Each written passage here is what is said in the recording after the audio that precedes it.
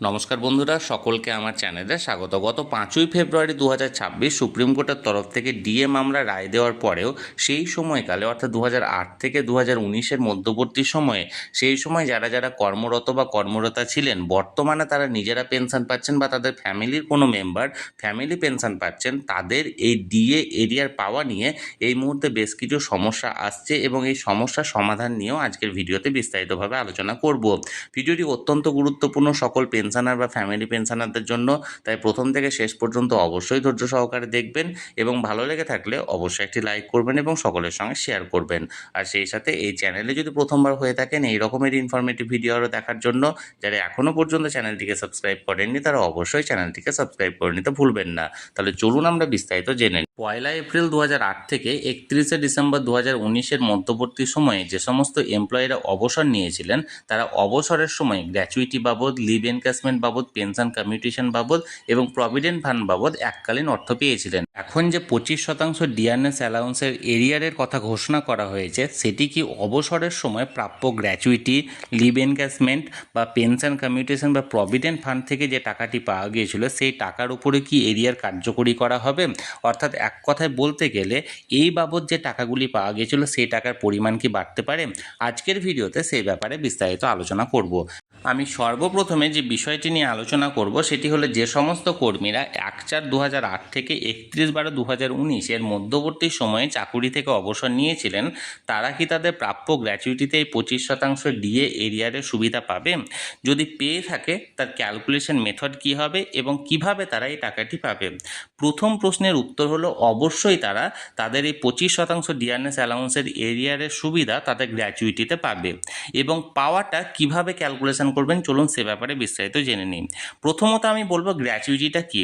Gratuity হলো একজন সরকারি কর্মচারী অবসর নেওয়ার সময় তাকে সরকারের তরফ থেকে বেশ কিছু রকমের আর্থিক সুযোগ সুবিধা দেওয়া হয় এবং তার মধ্যে একটি অন্যতম সুযোগ হলো বা অন্যতম সুবিধা হলো গ্র্যাচুইটি বাবদ এককালীন অর্থ প্রদান। এই গ্র্যাচুইটির যে অর্থটা প্রদান করা হয় সরকারের তরফ থেকে, সেটি প্রতি 2 বছর চাকরির জন্য 1 মাসের বেতন প্রদান করা হয়। ফর এক্সাম্পল, আপনার যদি 30 বছর চাকরি হয়ে থাকে তাহলে সেক্ষেত্রে আপনাকে লাস্ট বেতনের 15 মাসের বেতন আপনাকে এককালীন গ্র্যাচুইটি হিসাবে দেওয়া হবে। এবার আমি এক্ষেত্রে আগেই বললাম যে আপনারা গ্র্যাচুইটিতে সেই সুবিধাটা পাবেন এবং কিভাবে পাবেন এবং কতটা পাবেন, তাহলে চলুন আমরা এক নজরে ক্যালকুলেশনটা করে নিই।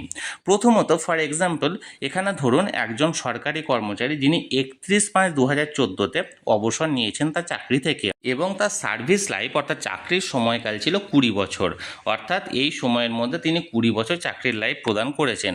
অর্থাৎ তার জন্য তাকে 20 বছর চাকরির জন্য তাকে 10 মাসের বেতন গ্র্যাচুইটি বাবদ দেওয়া হবে, অর্থাৎ 10 মাসের লাস্ট বেতনটা দেওয়া হবে। এক্ষেত্রে লাস্ট বেতন মানে অন্য ধরনের অ্যালাউন্স যোগ হয় না, লাস্ট যে বেসিক পে এবং তার সঙ্গে লাস্ট যে ডিএর পরিমাণ থাকে সেটি যোগ করা হয়। অর্থাৎ ধরা যাক আপনি 31/5/2014-তে যে কর্মীটি অবসর নিয়েছিলেন তার সেই সময় লাস্ট বেসিক ছিল 16,000 টাকা এবং 31/5/2014 এই সময়ে যে রাজ্য সরকারি কর্মচারীরা ছিলেন তাদের ডিআরএস অ্যালাউন্সের পরিমাণ ছিল 58%। অর্থাৎ সেক্ষেত্রে তার গ্র্যাচুইটির পরিমাণ কত হবে? প্রথমত বেসিক পে 16,000 টাকা এবং 16,000 টাকার 58% ডিআরএস অ্যালাউন্স সমান 9,280 টাকা, অর্থাৎ 25,280 টাকা থাকবে তার লাস্ট পে এবং এই লাস্ট পের 10 মাস তাকে দেওয়া হবে, অর্থাৎ 2,52,800 টাকা তাকে গ্র্যাচুইটি হিসাবে সেই সময় প্রদান করা হয়েছিল।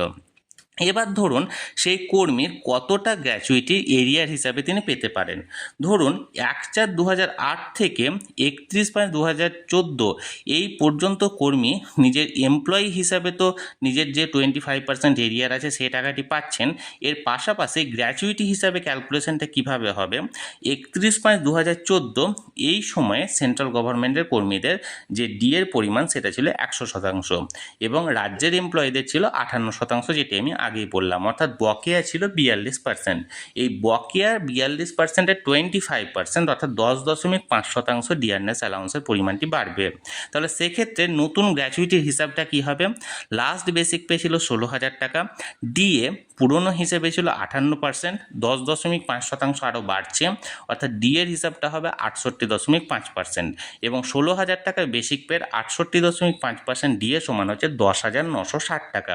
তাহলে এক্ষেত্রে 16,000 প্লাস 10,960 সমান হচ্ছে 26,960 টাকা হচ্ছে তার লাস্ট পে, এবং এই 26,960 টাকায় 10 মাসের বেতন তাকে দেওয়া হবে, অর্থাৎ 2,69,600 টাকা তার গ্র্যাচুইটি বাবদ পেমেন্ট হচ্ছে। কিন্তু তাকে আগেই অবসর নেওয়ার সময় তাকে 2,52,800 টাকা দেওয়া হয়েছিল, তাই তাকে এই এরিয়া বাবদ 2,69,600 মাইনাস 2,52,800 সমান 16,800 টাকা তাকে এরিয়ার হিসাবে পুনরায় আবার পেমেন্ট করা হবে। অর্থাৎ এক কথায় বলতে গেলে যে এমপ্লয়ি আগে গ্র্যাচুইটি বাবদ যে টাকা পেয়েছিলেন তার থেকেও আরও 16,800 টাকা তিনি অতিরিক্ত পাচ্ছেন 25% ডিএ এরিয়ার গ্র্যাচুইটিতে সুবিধা বাবদ, এবং এই টাকাটি বর্তমানে তার অ্যাকাউন্টে প্রদান করা হবে। এবার আমরা জানবো লিভ এনক্যাশমেন্টের ব্যাপারে। লিভ এনক্যাশমেন্টটি মূলত সমস্ত ধরনের সরকারি কর্মচারীর সুবিধাটা পান না, এটি মূলত সমস্ত ধরনের রাজ্য সরকারি এমপ্লয়ি এবং অন্য ধরনের এমপ্লয়িরা পেয়ে থাকেন। সরকার প্রসিত বিদ্যালয়ের শিক্ষক শিক্ষিকা বা শিক্ষাকর্মীরা লিভ এনক্যাশমেন্টের সুবিধাটি পান না। এক্ষেত্রে লিভ এনক্যাশমেন্টে যারা পেয়ে থাকেন, অর্থাৎ যে সমস্ত এমপ্লয়িরা লিভ এনক্যাশমেন্ট পান, তারা যদি 1/4/2008 থেকে 31/12/2019-এর মধ্যে অবসর নিয়ে থাকেন, তাহলে 25% ডিএ এরিয়ারের যে সুবিধাটি সেটি কি তারা এই লিভ এনক্যাশমেন্টে পাবেন? এর উত্তর হলো হ্যাঁ, পাবেন। এবার কিভাবে পাবেন, কতটা পাবেন, চলুন আমরা এক নজরে দেখে নিই। প্রথমত লিভ এনক্যাশমেন্টের হিসেবটা একবার বোঝার চেষ্টা করুন। লিভ এনক্যাশমেন্টের হিসেবটা অনেকটা গ্র্যাচুইটির হিসাবের মতোই, তবে এক্ষেত্রে বেসিক প্লাস ডিএ তার সাথে সাথে মেডিকেল অ্যালাউন্সটা যোগ করা হয়, অর্থাৎ লাস্ট যে বেসিক প্লাস লাস্ট যে ডিএ এবং তার সাথে সাথে লাস্ট যে মেডিকেল অ্যালাউন্সটা দেওয়া হয় সব কটাকেই যোগ করা হয়, এবং এক্ষেত্রে ম্যাক্সিমাম 300 দিনের বেতন দেওয়া হয়, অর্থাৎ 10 মাসের বেতন দেওয়া হয়। এবার আমরা ওই একই ব্যক্তি যিনি 31/5/2014-তে অবসর নিয়েছিলেন এবং যার লাস্ট বেসিক ছিল 16,000 টাকা, তার লিভ এনক্যাশমেন্টে কত টাকা অতিরিক্ত সুবিধা হচ্ছে সেটির ব্যাপারে আমরা জেনে নেব। প্রথমত লিভ এনক্যাশমেন্টে তিনি যখন অবসর নিয়েছিলেন তখন কত টাকা পেয়েছিলেন। ধরুন তার বেসিক পে ছিল সেই সময় 16,000 টাকা, ডিয়ারনেস অ্যালাউন্স ছিল 58%, অর্থাৎ 16,000 টাকার 58% সমান 9,280 টাকা, এবং সেই সময় মেডিকেল অ্যালাউন্স ছিল 300 টাকা প্রতি মাসে, অর্থাৎ মোট 25,580 টাকা তিনি পেয়েছিলেন, এবং এটি 300 দিনের পেয়েছিলেন, অর্থাৎ গণিত 300/30, অর্থাৎ মাসের হিসাবে যদি করা হয়, তাহলে সেক্ষেত্রে তিনি লিভ এনক্যাশমেন্ট বাবদ সেই সময় পেয়েছিলেন 2,55,800 টাকা। এখন ধরুন 31/5/2014 এই সময়ে সেন্ট্রাল গভর্নমেন্টের ডিআরএস অ্যালাউন্সের পরিমাণ ছিল 100%, রাজ্যের কর্মীদের ছিল 58%, অর্থাৎ বকেয়া ছিল 42%। এই 42%-এর 25%, অর্থাৎ 10.5% দেওয়ার এখানে অর্ডার দেওয়া হয়েছে।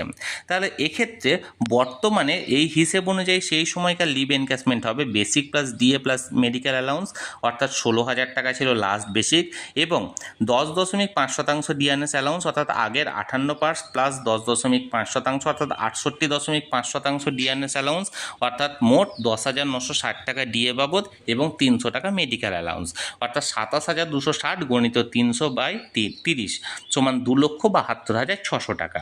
অর্থাৎ মানে 25% এরিয়ার হিসেবে ধরলে তার লিভ এনক্যাশমেন্ট পাওনা হয় 2,72,600 টাকা। তাকে আগেই লিভ এনক্যাশমেন্ট বাবদ দেওয়া হয়েছে সরকারের তরফ থেকে 2,55,800 টাকা। তাহলে তার লিভ এনক্যাশমেন্ট বাবদ পাওনা থাকছে 2,72,600 মাইনাস 2,55,800 সমান 16,800 টাকা। এবার আমরা জানবো পেনশন কমিউটেশন বাবদ আপনি যে এককালীন অর্থ পাওয়া গিয়েছিল অবসরের সময়, সে অর্থের উপর কি 25% ডিআরএস অ্যালাউন্সের এরিয়ার কার্যকরী করা হবে? এর এক কথায় উত্তর হলো না।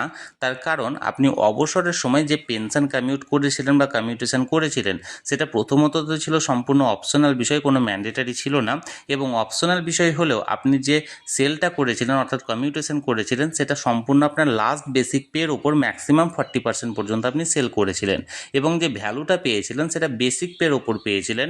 এখানে কোনো রকম কোনো ডিএ ধরা হয়নি, কারণ পেনশন কমিউটেশনের ভ্যালু শুধুমাত্র বেসিক বেসিক পের ওপরই ধরা হয়, ডিএ বা অন্য কোনো অ্যালাউন্সের ওপর ধরা হয় না। তাই যে এখন যে বর্তমানে নির্দেশটি দেওয়া হয়েছে সেটি 25% ডিআরএস অ্যালাউন্সের এরিয়ার হিসাবে দেওয়া হয়েছে। তাই পেনশন কমিউটেশনের সঙ্গে এই এরিয়ারের কোনো সম্পর্ক নেই। তাই আপনি পেনশন কমিউটেশন বাবদ যে এককালীন পেয়েছিলেন তার উপর কোনো রকম কোনো এরিয়ার পাবেন না। আশা করি আমি বিষয়টি বোঝাতে পেরেছি। এবার আমরা জানবো আপনি প্রভিডেন্ট ফান্ড বাবদ যে এককালীন টাকা পেয়েছিলেন অবসরের সময়, সেই প্রভিডেন্ট ফান্ডের টাকার উপরে কি এটি কার্যকরী হবে? এরও এক কথায় উত্তর হলো না। তার কারণ প্রভিডেন্ট ফান্ড হলো আপনি আপনার পুরো সার্ভিস লাইফ জুড়ে যে নিজের মানে অ্যামাউন্ট থেকে অর্থাৎ নিজের মাইনে থেকে যে পরিমাণ টাকা জমা করেছিলেন সেটাই আপনি সুদসহ পেয়ে থাকেন অবসরের সময়। এখানে ডিএ বাবদ বা কোনো রকম কোনো আদার অ্যালাউন্স কিন্তু যোগ করা হয় না, যার ফলে আপনি প্রভিডেন্ট ফান্ড বাবদও কোনো রকম কোনো ডিআরএস অ্যালাউন্সের এরিয়ার পাবেন না। তাহলে বন্ধুরা, আজকের এই ভিডিওটি ভালো লেগে থাকলে অবশ্যই একটি লাইক করুন এবং সকলের সঙ্গে শেয়ার করুন। আর সেই সাথে চ্যানেলে যদি প্রথমবার হয়ে থাকেন এই রকমের ভিডিও আরও দেখার জন্য চ্যানেলটিকে অবশ্যই সাবস্ক্রাইব করে রাখুন।